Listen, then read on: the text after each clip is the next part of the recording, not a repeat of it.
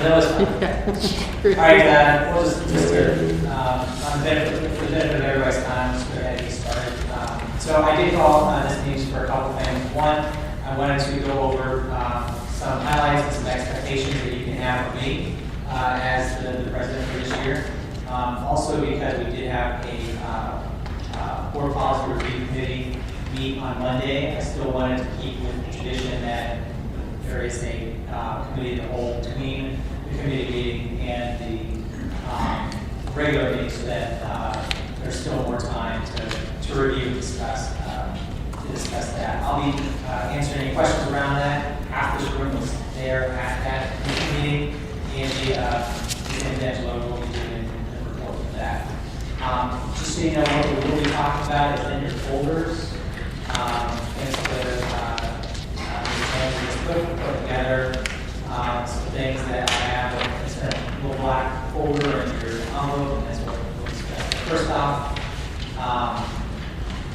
I'll discuss the format of this agenda. There's nothing under those first two items, item 2 and item 3, but I'll discuss that when we get to the board governance committee highlights. So first is with Angie for an update on the board policy. Okay, thank you. So the Board Policy Review Committee met on Monday, December 11th at 1 in Conference Room 1 at the Administrative Building on 21st and Sass.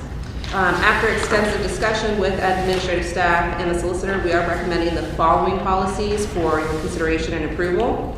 It's Policy 146.1, Trauma-Informed Approach. Policy 203, Immunizations and Communicable Diseases. Policy 220, Student Expression and Dissemination of Materials. Policy 808, Food Services. Policy 810, Transportation. Policy 816, District Social Media. And Policy 906, Public Complaint Procedure. Just as a reminder, the policies are available to all board members anytime through board docs, or you can request a hard copy through the Secretary's office. For today's meeting, the recommended policies are going to be listed under Item 7, Supplemental New Business. All of the policies on today's agenda were recommended by the PSBA with updates to reflect the needs of the district. The majority of the policy language is required by law. Again, just to name the policies, they are board policies: 146.1, 203, 220, 808, 810, 816, 906. Obviously, if you guys have any questions, we're happy to answer those now. Otherwise, that is the conclusion of my report. Thanks, Angela. Because of the time in between, the short period of time between when we had the committee meeting and today's regular meeting, those items are under supplemental. In the future, because there's more time, they tend to fall under the new business times today. So, are there any questions or comments about the policies that are on today's agenda?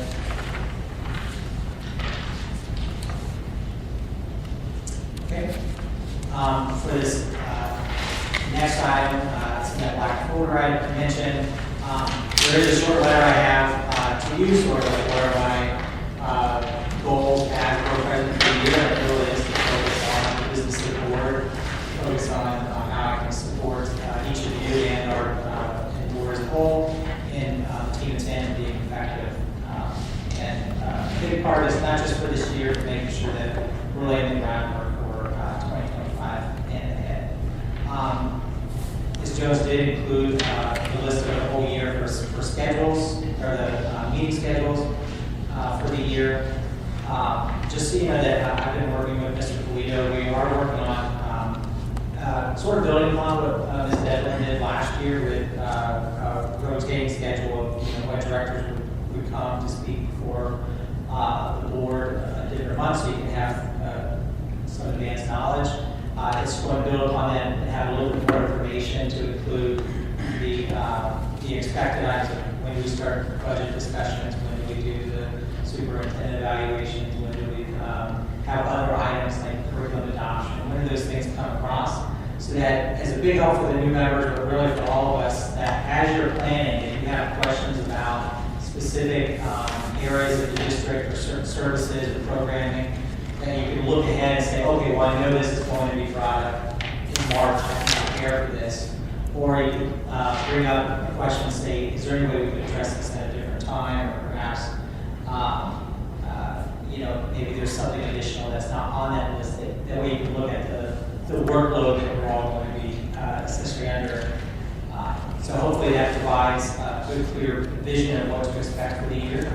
I did include on in this attachment is just some things I wanted to highlight. Again, this is probably more helpful for the new board members, but I just wanted to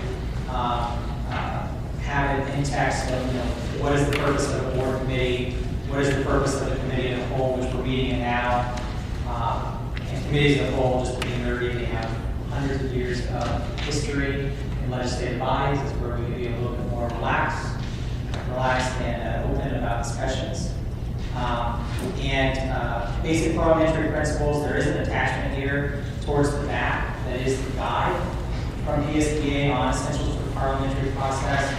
I'm not expecting anybody to be perfect at it, but I will, if at any time if you have a question about, hey, are we following the right step? Is there something that needs to be, if you're unsure about it, if you're unsure about the process, you can just ask for, you could do a point of information, or if you feel we're off track, you can just do a point of inquiry, or a point of order. So, but a point of information, if you're unsure, if you have any questions about where we're at. And please do, if you're not certain, about where we're at in the meeting, or if you have a question, you can always do that. Page 36 to 38 of that guide has sort of like a table, quick guide, of like what are the most common motions and what to expect. What's debatable, what's not. Again, not that I would expect anybody to attend that. And of course, we always have our solicitor available to you guys. I did want to highlight follow our board rules, which we did adopt in 2022. Also, it's just good parliamentary practice that as a board we question ideas, we don't question motives or individual. It's not a question of individual personalities; it's a question of the ideas before us. So everybody is encouraged to speak up and be heard, and will be supported in that. But that the items that we're discussing as a board is the question is on the items, not the individual. Goals and guardrails. We as a policy making body, as a governing body, that's how we don't manage the day-to-day minutia, as everybody here is aware. But that we guide the district through those goals and guardrails, particularly through board policy.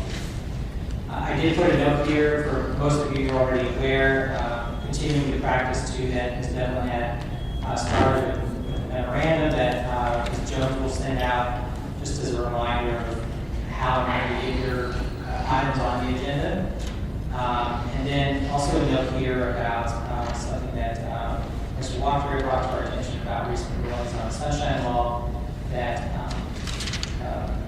essentially once to come with a deliberative item out of nowhere, pull it out of your pocket today at a regular meeting and say, I move that we spend $200,000 on XYZ session, right? So again, this is just a quick reminder guide there.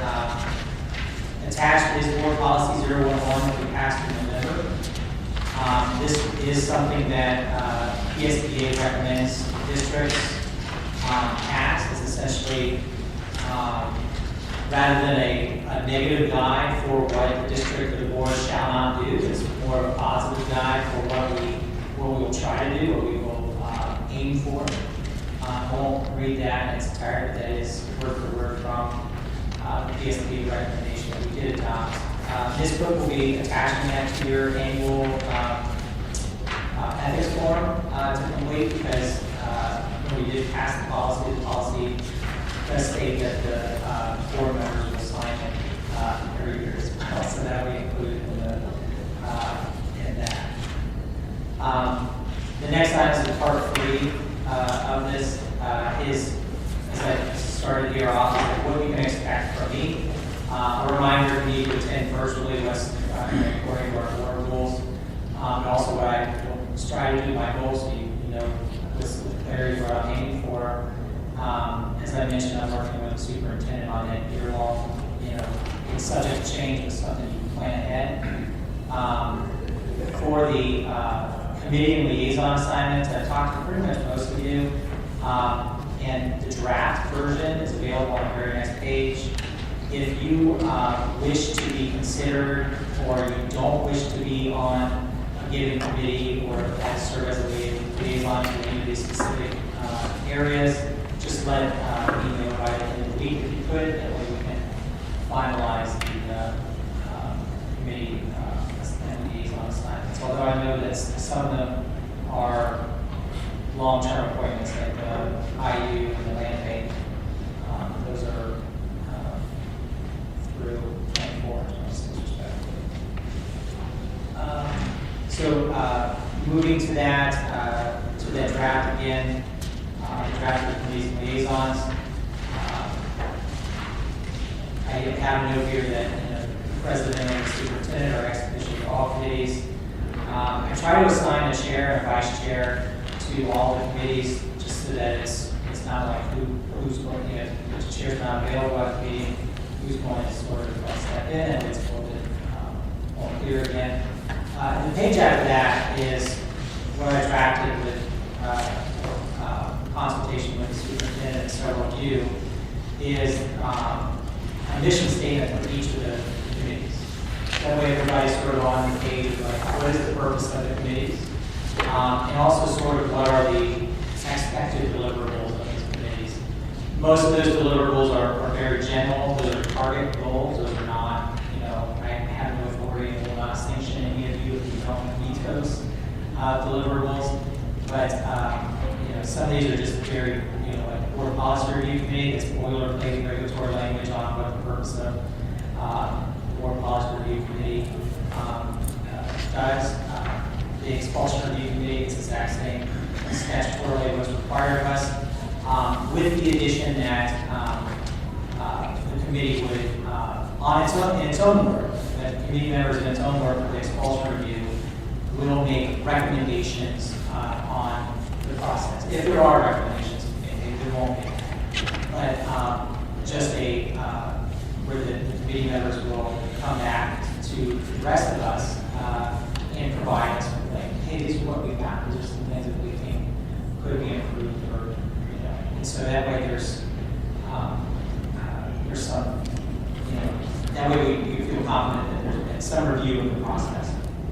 The board governance committee is something actually this year. This I feel, no offense to any of the other committee members, I feel like this is the most important committee for this year.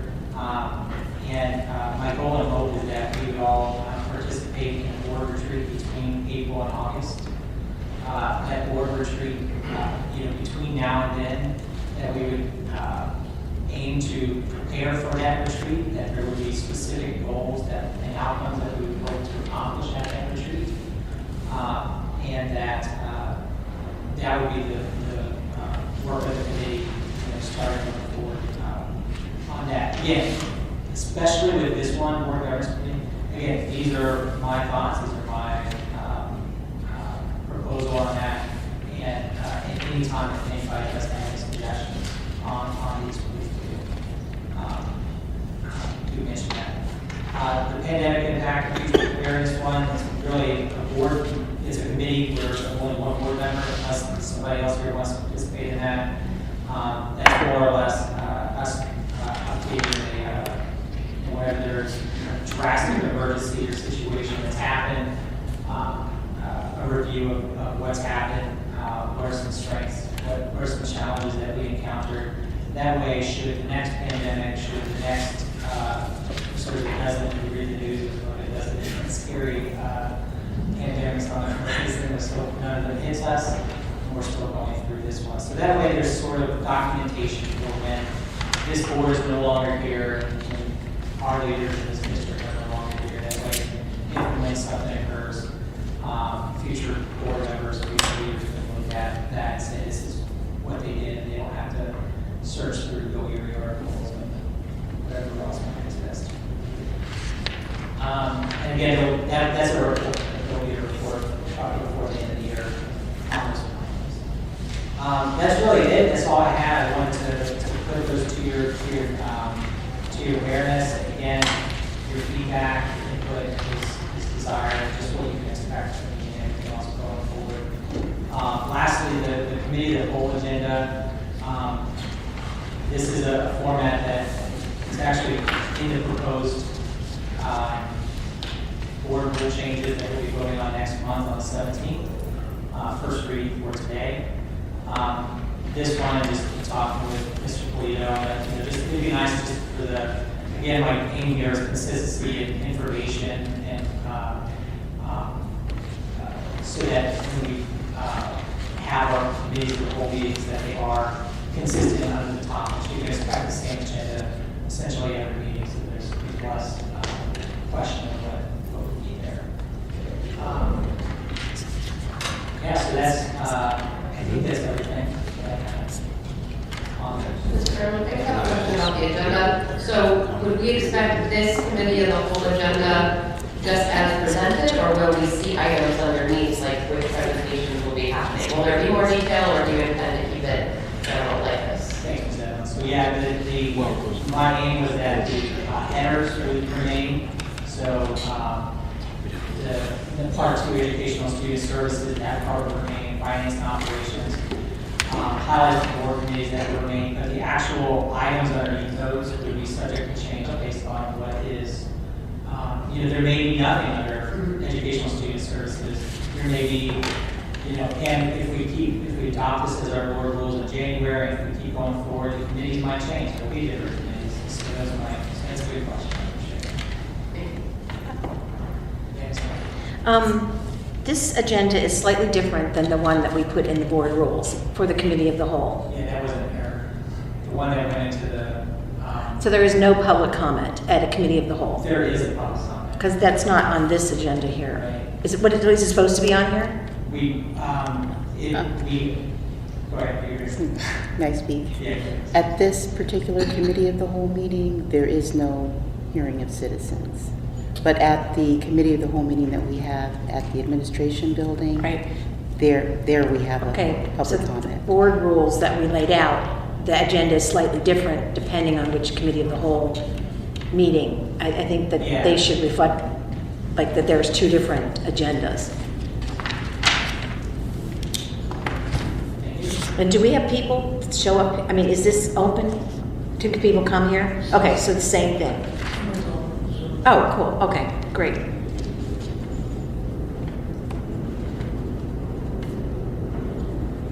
Anything else?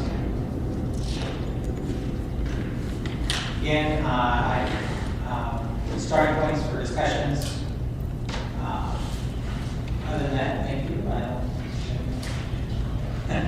So with that, since there's nothing else, unless anybody has anything else? Mr. Nichols? We've been talking about electric school buses for a while. As Neil pointed out, there was a huge cost problem. An electric school bus is $400,000, and a diesel one is about $100,000. But there is a program that they're working on now where we would be able to apply and get the credit as much as $325,000 per bus, which would eliminate that differential. They want 2011 or older. I guess you have like 10 of those. And hopefully we will, file an application for that. And when we do, the superintendent will report it next month, I think. I think it's important to show that we're trying to do our share. Erie's pollution level has declined each of the last 5 years, which is good news. I remember years ago, Pat Capabianco, who was the principal in the district, was a councilman, and led the fight against the incinerator. I don't know if you remember, there was a lot of support to put an incinerator in the city, which would be poor ash and such. So we're on the improve.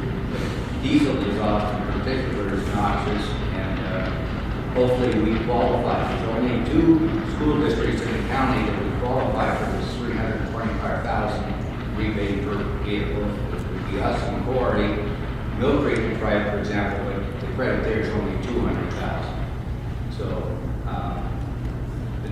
they're working on that. I hope that can be reported out at our board meeting next month if it turns out that we do deadlines, I think, need to change. Mr. Mayor, anybody else? Mr. Berman, I just have one other question about the agenda.